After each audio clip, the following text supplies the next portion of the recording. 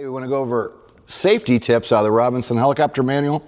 And this is something that I think you can benefit whether you're brand new and just getting into this, or you're a pilot and going back and reviewing some of the things that we need to think about. I really like the safety tips and notices inside the manual. Luckily, I'm sure one of my instructors pointed out when I first got started that said, hey, take the time to go in there and hit safety tips and safety notices. And kind of like check rides, we talk all the time about how people do stupid little things that make a check ride fail. Same thing happens with helicopters getting wrecked and people getting hurt or killed. Usually it's some small thing that happened. That's why I think the safety tips and notices are super important to go through. So we're going to review the safety tips, just go through them one by one. The first one, never abruptly push the cyclic forward in the helicopter. And you're going to hear this in the awareness training when you go before you take your first lesson, before you're allowed to manipulate the controls. You have to have the awareness training, and one of those topics is never abruptly pushing forward on the cyclic. And they can call that a low G maneuver, and that's why here they have low G pushovers prohibited. Bad things can happen from a large forward abrupt input in the helicopter. So you're going to hear about that often. Number two, never allow the fuel to get so low that low fuel light comes on. And that goes for any helicopter. So again, good tip for any aircraft. You never want to get to that point that your low fuel light's coming on, because you've only got minutes of time left. You're not going to have time to go to the next airport, get more fuel. So you want to plan your fuel accordingly. Use your timer, understand how much fuel you're burning. Never get to that point.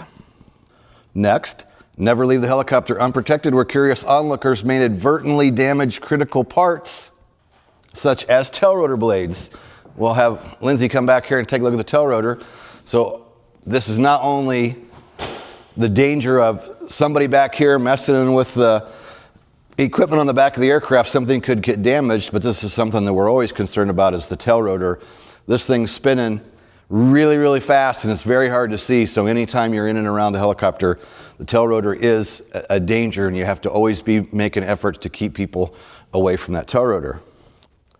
Number four, turn the strobe light on before engaging the drive system and leave it on until the rotor stops turning. So what I was trained to do, and I always do, is I leave the strobe switch on all the time. I never turn it off.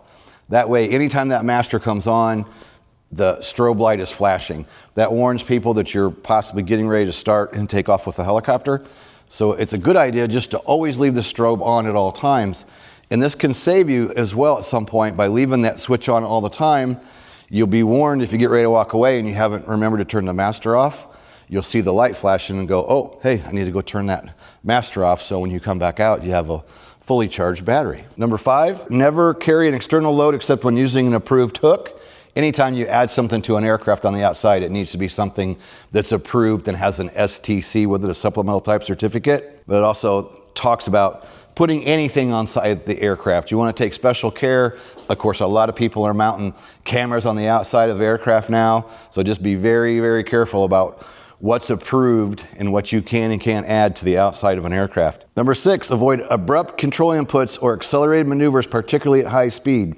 These produce high fatigue loads in dynamic components and could cause a premature or catastrophic failure. So everything that we do in the helicopter is a nice, smooth, coordinated movement. There's never a time to really jerk hard any control.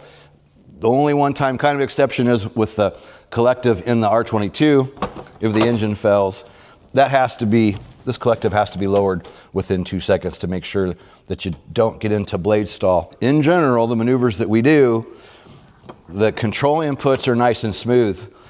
Example, on a quick stop, they call it quick stop, but we say that you should call it a slow stop because people get the idea that they should quickly yank the controls, and you don't need to. So everything that we do can be done with a nice, smooth, controlled input. Number seven, a change in the sound or vibration of the helicopter may indicate an impending failure of a critical component. And what a lot of people like to do when they're starting up the R22 or other aircraft, they leave their headsets off, start the aircraft, and as they're starting to do their run-up, they put an ear outside and kind of listen and make sure everything sounds as normal as they're doing the startup before they put their headsets on. So vibrations, I was involved in a ground resonance accident back in 2005, and we were having some vibrations before that happened, and I wish that the maintenance would have dug a little bit farther before that aircraft blew apart. So anytime you're having a weird sound or vibration, make sure that you get that checked out and find out what's going on. Number 8, we already mentioned this in the video, but be sure ground personnel or onlookers don't walk into the tail rotor. We can't harp on this enough. People love helicopters, at least most people anyway. Sometimes you'll upset somebody landing a helicopter, but most of the time people want to run out and they want to see what's going on. Right here is the danger. Also, people getting in and out of the helicopter. Best practice is just to shut the thing down. Unless you have a rated pilot or trained personnel to make sure people stay away from the tail rotor, this is really, really a big danger, and people do get hurt and killed from walking into tail rotors. Number 9, never allow rotor RPM to become dangerously low. Most hard landings will be survivable as long as the rotor keeps turning and is not allowed to stall. So during your training, in this case, we'll talk about the R22. Anytime the RPM's low, we're trained to lower collective and add throttle to try to bring that RPM back up into acceptable ranges. RPM is life. It's the number one thing that keeps us flying and keeps us in the air and keeps us safe. Number 10, never make takeoffs and landings downwind, especially at high altitude. The resulting loss of translational lift can cause the aircraft to settle into ground obstacles. This is one that I train and live by. Taking off and landing downwind has only happened when I've made a mistake and I misjudged the wind. I don't do it in training. I don't do it purposely. Even in the 5 years of EMS flying I did, I could always find a way to land somewhere and at least use into the wind or at least with a crosswind. I was never forced to land downwind. So keeping it into the wind, not doing a tailwind landing is always a good idea. So number 11 is kind of furthering along with the never doing a downwind takeoff and landing. A vertical descent or steep approach downwind can result with slowing with power. And now the acceptable term used most of the time is vortex ring state. If you are descending into an area with too high rate of a descent, you get into this thing called slowing with power. And as a helicopter pilot today, that's one of the biggest things that you really have to be concerned about. So that's all about being trained with good technique, doing the best you can at landing into the wind or with a crosswind, and being very nice and slow and methodical on these approaches to avoid slowing with power. Number 12, I like this one. The helicopter is stable on its landing gear as long as ground contact is made vertically or with the aircraft moving forward. I like this one because when we're teaching people to pick up and land, a lot of times people struggle with that point right when you get down close to the ground. So if you use a little bit of forward movement, it means you're not going sideways and you're not going backwards. Going sideways, you can catch something and you can actually roll the helicopter over. That's dynamic rollover. If you go backwards, you can catch the skids and stick the tail boom. So anytime you're near the ground, if you're using a little bit of forward movement and you're keeping that nose straight, most likely nothing bad's going to happen. Sideways and backwards, we don't want to do. So as far as getting operations near the ground, either straight down or straight down with a little bit of forward movement. Number 13, this is fresh on my mind. When operating at higher altitudes above 3,000 or 4,000 feet, the throttle is frequently wide open and RPM must be controlled with the collective. Throttle collective correlation is not effective under these conditions, and governor response rate is fairly slow. So extreme care must be taken to roll throttle off as collective is lowered to prevent an overspeed. I recently did some flying out in Las Vegas with Taz Chrisman in our R44 and had my eyes open real quick when we were out doing some stuff out in the desert with 4 people on board and a good load of fuel on a hot day. You get up in those higher elevations and the aircraft performance definitely goes down. So anytime you're at the higher altitudes, there's a lot of care that needs to be taken in the different operations we do with helicopters. Here's something you'll see people do, and it's not a good idea.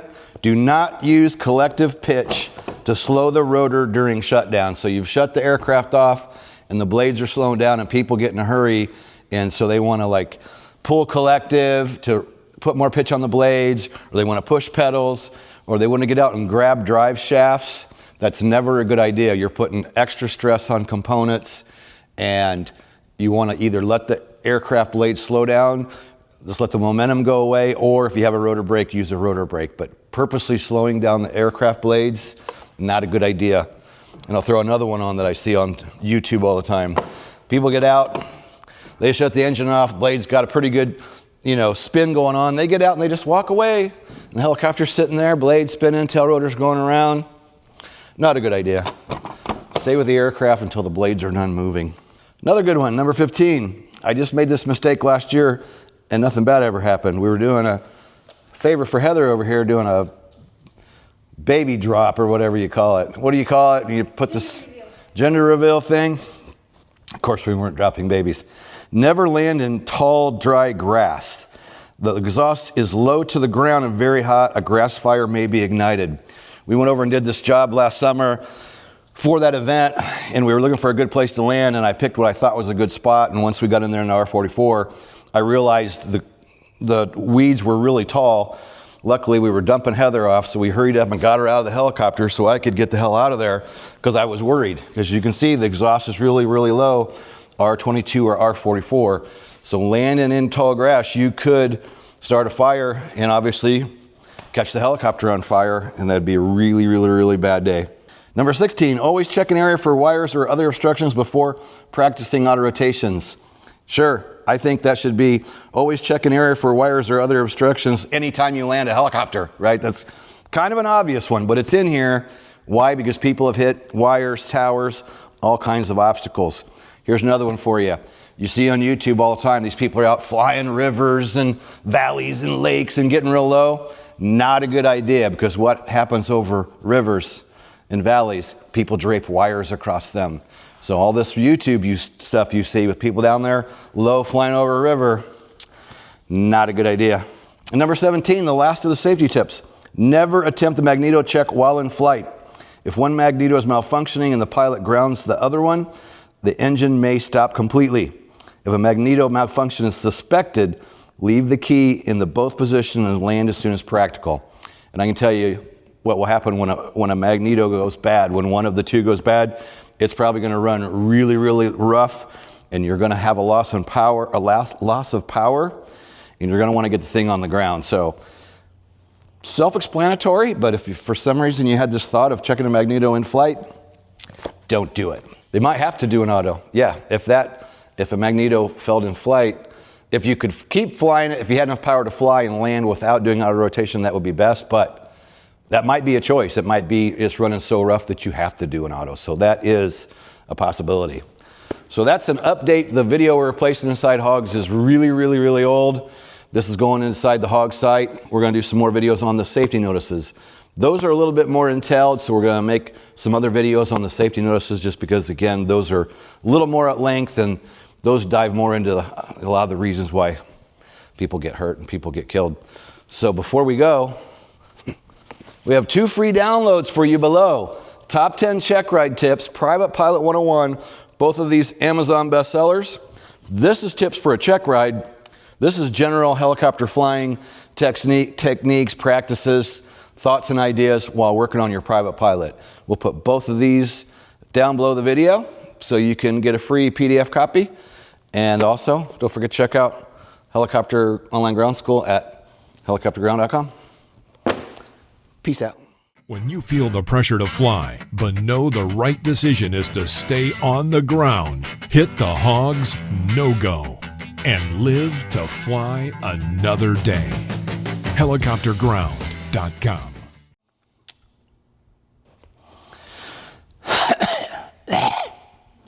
Hairball. Are you putting that in my face?